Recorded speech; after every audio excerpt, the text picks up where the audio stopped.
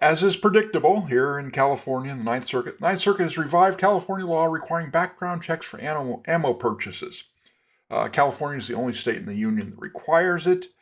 It's an inconvenience, to say the least. I have not bought ammo in the state of California since it passed in 2019, or went into effect in 2019.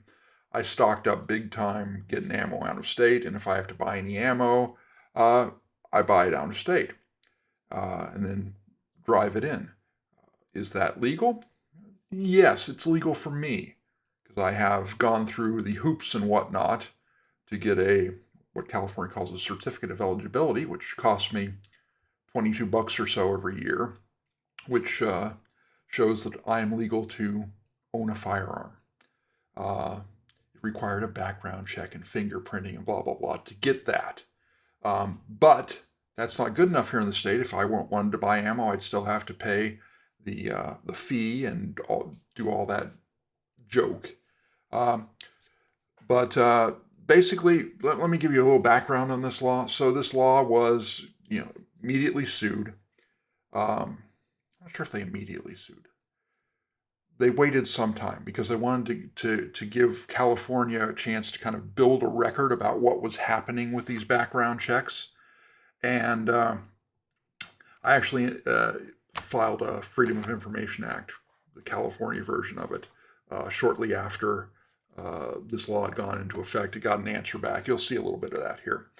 But judge found that this law doesn't pass muster.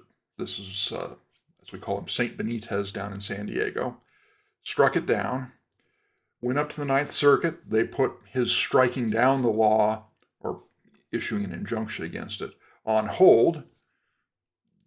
Ninth Circuit panel of 3 judges heard the case 2-1. The judges said, yep, the district court was right. This is not kosher with our Constitution. This is actually, anyways. And then, as is predictable in California, the Ninth Circuit decided, we don't like that result because that implies the Second Amendment exists. And so we will vacate that opinion and we will rehear it. So that was the announcement that was made Monday. 3-judge panel in the Ninth Circuit ruled 2-1 July that the law, which states voters approved in 2016, I don't think it went into effect till 2019. I could be wrong. Interferes with the Second Amendment right to bear arms by imposing a fee and waiting period for background checks. But the court announced Monday that a majority of the 26 judges had voted to set the ruling aside and order a new hearing before an 11-judge panel led by Chief Judge Mary Murguia.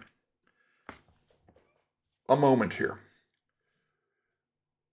The Ninth Circuit has determined over the past, ever since, ever since Bruin, even before that, ever since, ever since, it was determined the Second Amendment was a right. You had a right to keep arms in your home. This is even before Bruin, which said you had a right to bear them. Lawsuits have been brought against a variety of Second Amendment infringing laws here in California and other Western states. If the Second Amendment, or if the gun control law was upheld at the district court, usually a 3-judge panel would, they review it, but it'd keep that win. If it won at the district court, might go through to a 3-judge panel. Maybe they win at 3-judge panel, maybe they lose. But if they won every single time, the court would take it in bank and overturn it. There were 50 lawsuits regarding challenges on Second Amendment grounds to gun control laws in the Ninth Circuit over a 10-plus year period. Until earlier this year, any ruling that struck down a gun control law was reversed by the Ninth Circuit. They found no gun control law anywhere in the Ninth Circuit that violated the Second Amendment until one earlier this year that's been allowed to stand. And that one was the 1 gun a month rule. California had had on the books for a long time, you could only buy one gun a month. At first, it had been one handgun a month. You can buy as many rifles and shotguns as you wanted, but only one handgun a month. Then they changed the law, so it was one gun of any kind a month. That one was struck down. That one has stuck. That has not stopped Democrats from saying, okay, well, if one's an infringement, maybe 3 guns a month isn't. And so they're going to play this numbers game. They're going to pass another law to try and redo that. We'll see how that flies. Note that I have highlighted these next 2 paragraphs as lies. California Attorney General Rob Bonta's office countered that the law does not interfere with anyone's legal access to guns or ammunition. California's laws, quote, do not prohibit any person from acquiring ammunition other than those who are already disqualified by law from possessing it, and do not impose any limit on the quantity of the ammunition that firearm owners may purchase, Micah Moore, Deputy Solicitor General in Bonta's office, wrote in a court filing. Well, the law may not, but how they've implemented certainly does. Case in point. This is from my restricted arms blog that it's largely abandoned now, but I was right. I was trying to create a kind of a gun directory, a gun seller directory. Didn't end up happening. But this is what I got when I sent a FOIA request to the state of California. I had asked for their first 3 weeks of data. They gave me the first 30 because that's what they had. So there's a few different ways to do background checks. What I want to highlight for you is the second and third columns. So in the first 30 days, 57,553 ammunition background checks. They caught 14 prohibited possessors. Now, allegedly, because sometimes those are just 2 people with the same name. They may have different birth dates. One may be 25, the other one may be 75. But there's a lot of false positives that hit on those. But 57, the third column is the kicker. So 57,000 background checks, 10,000 rejected because the information doesn't match the DOJ's databases. See, it's not quite true that you can buy, anyone who has the right to buy ammo can buy ammo. Not in California, not the way they've got that database set up. Because you have to have an entry in the database before you can try and buy ammo using the quick and easy system, the system that at the time cost $1, now it costs $5. Okay? You've got to have bought a gun in California. Post-registration. You've got to voluntarily register your guns with the state of California. So that's got to match. You've got to have an entry in there. And there are stupid reasons why the things may not match. Like if you put 123 Main Street ST on your application, but they have in their database that your address is 123 Main Street spelled out. That'll cause it to kick back because it's not a match. How do you find that out? It takes like a month. You've got to fill out paperwork. You got to submit it. Then they'll send you back, here's what we've got on you, if anything. And it's a big joke. Does not prohibit any person. Yeah, it doesn't prohibit any person from acquiring ammunition. But you've got 10,000 people, nearly 11,000 people, nearly 20% who weren't prohibited possessors by your own standards. It's just they didn't have a thing in the database. And then there's other options. Basic ammunition eligibility check is you've got to fill out paperwork and whatnot. There were nearly 4,000 of those. Those cost $19. And if they determine through that $19 check that, yes, you're good to go, you're not a prohibited possessor, and you go back 2 weeks later to buy more ammo, you can't use the $1/$5 one. You've got to go pay the $19 again. The only way to avoid that is to submit paperwork, saying you've got a gun with pictures to the state of California, they get that in the database, or you've got to buy a gun. The fact that you've done the lengthier thing one time and then you go back to buy more ammo, no, you got to do it again. That was the first 30 days. It got better. It didn't get a whole lot better.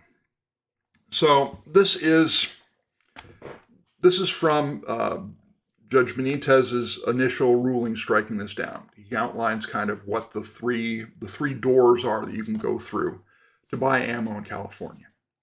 It says of the approximately 40 million residents of California, 640,000 citizens who wanted to buy ammunition somehow made it through the main gate. Of those, 616,257 citizens chose door number 1 and underwent the standard background check. It is an electronic automated firearm system cross-checked by the Armed Prohibited Persons System list. With the standard background check, there were 188 would-be purchasers identified as prohibited persons, felons, fugitives, violent misdemeanors, etc., and denied authorization to purchase ammunition. These are the people the new laws are designed to stop. Unfortunately, the standard background check also rejected 101,047 other law-abiding citizen residents that the laws were not designed to stop.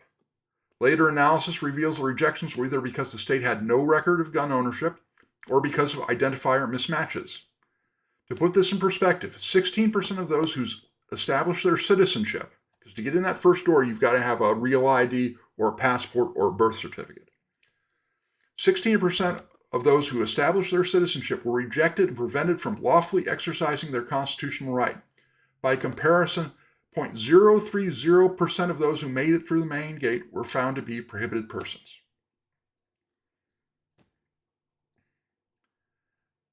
No judge, no court, no populace would countenance such a immense false rejection rate if we were talking about voter registration. Wouldn't even be a second thought. Wouldn't be, oh, this is, this is, it's not a big barrier to voting. It's not a big barrier to vote, registering to vote. Oh, sure, it gets 16% of it wrong. But we stopped that 0.03%. Not 3%, 0.03%. So, look at the next one.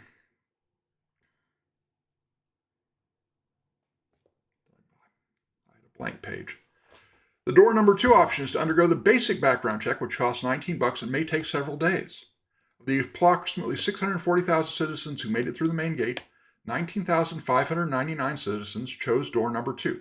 This is, just to clarify, the time frame on this was 10 months. He let this system run for 10 months so they could get data. That's why these numbers are different than the ones I got from my Freedom of Information Act request. Their 570 would-be purchasers were identified as prohibited persons, felons, fugitive, violent misdemeanors, etc., and denied ammunition. These are the people laws are designed to stop. Unfortunately, once again, the basic background check also rejected 342 other law-abiding citizen residents that the laws were not designed to stop. For those people, post-analysis revealed no DMV match was found for 177, and 235 were rejected due to incomplete history, whatever the heck that is. So, and the kicker here is if you go back and you look through the cases, of these prohibited possessors, and I'm curious as to what the numbers are now, who attempted to buy ammunition, I think, the numbers here is what do we say here? 570 were identified here, and if we go back, it was 188. So 188 plus 188 plus 570, that's 676, 670, 753. 758. Of the 758 who, naughty, you shouldn't try to buy ammunition, you're not allowed. You know how many they prosecuted? Less than 10. Or fewer than 10. Fewer than 10. They're not serious about this. I bet, and I'm tempted to do it. Maybe I'll do it. Hey, subscribe or leave a comment or whatnot. Tell me to do it, I'll go do it. I want to file another Freedom of Information Act request. We're now 7, 8 years into this. How many of you have you prosecuted? Because I bet the number's less than 2 dozen. We've still got these numbers. I can guarantee you these numbers are still climbing. They aren't prosecuting them. It's a farce. And this is something I mentioned earlier. For reasons unexplained, a resident who passes the full $19 basic check must do so again for each and every future ammunition purchase. In other words, even though that person passes the basic background check, his name does not go in the state's AFS list, and the quick and cheap standard background check remains a futile exercise. Recall that those without guns registered in the AFS list never succeed using door number 1's quick and cheap option. Yeah. Number like these, 101,047 law-abiding citizens were prevented from buying ammunition, while only 188 prohibited persons were prevented from buying ammunition.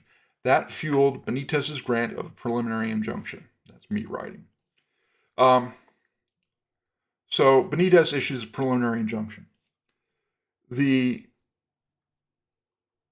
Attorney General at the time wasn't Bonta, it was Becerra, who was later Biden's Director of Health and Human Services,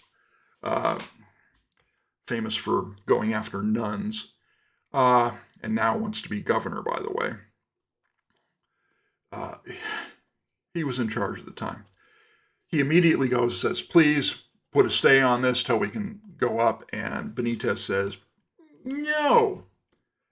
And in responding to telling Benitez to pound sand on preliminary injunction, which the Ninth Circuit gave him 48 hours later, said, here the Attorney General focuses on the possibility that a prohibited person may acquire ammunition. This was in the filing that Benitez put in at the time.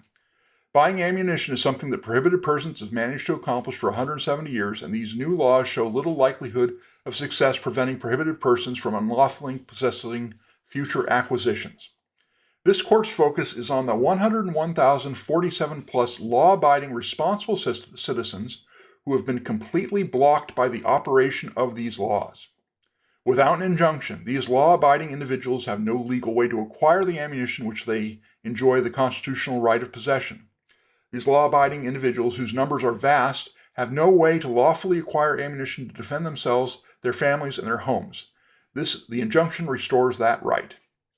Again, this is the situation we've been in for 8+ years. I want to say it was 2019, though.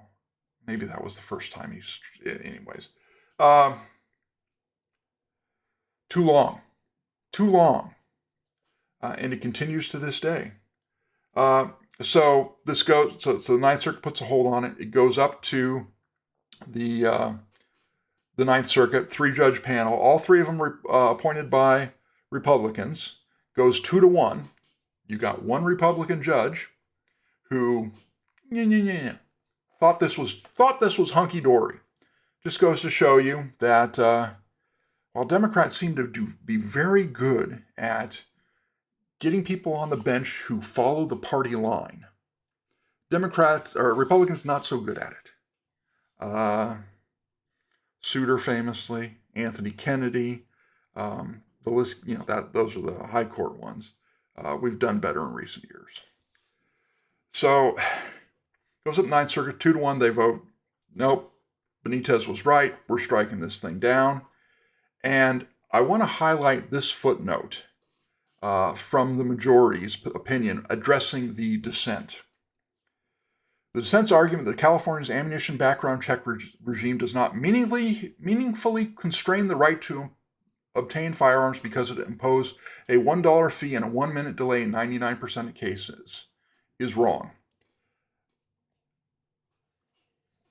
Why do we have where the hell did meaningfully constrain come from? Because the court said in Bruin, you have to have a historical tradition. Meaningfully constrained. I'll tell you what meaningfully constrained translates to. Interest balancing, which they're forbidden from doing. Ninth Circuit continues to do it. Other anti-gun circuits continue to do it. Meaningfully constrained is interest balancing. We're balancing this interest against this interest. The government wants to do this thing. It doesn't. It just hurts you a little bit.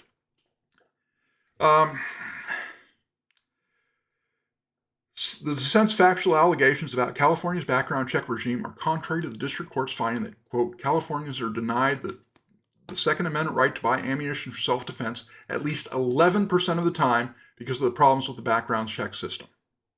He just ignores that. Not convenient. I'll pretend everything's great. It ain't. And note that background further down, oh, it's only $1. It's $5 now. They've upped it. It's $5. So,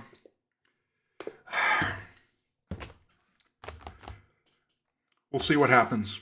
Depends on the luck of the draw. We do not have a draw for that 11-judge panel yet. We might get lucky. There's a second case I think that's firearms related they're looking at. I'm not sure what it is right off the top of my head, but there's been some suggestion they might hear the two cases together, especially if they get a good draw. It's supposed to be random. If it were random, you'd think that some of those gun control laws would have been struck down before the one this year that stood or that was. At one point, it was 50-0. Every time the Second Amendment had lost, 50 times to 0 times, they found something that violated the Second Amendment. Because nothing violated the Second Amendment. The Ninth Circuit famously read and bear, right, to keep and bear arms, right out of the Second Amendment before Bruin, because there had been a lawsuit that had gone up over good cause for concealed carry permits, and Ninth Circuit said the Second Amendment does not give you a right to conceal carry a firearm. So there was a lawsuit that went up for open carry of a firearm. So everyone could see it, it'd be on your hip. And the court said, nope, there's no right to open carry a firearm. You can't conceal carry it. You can't open carry it. You can't carry it at all then, can you? You can't bear it.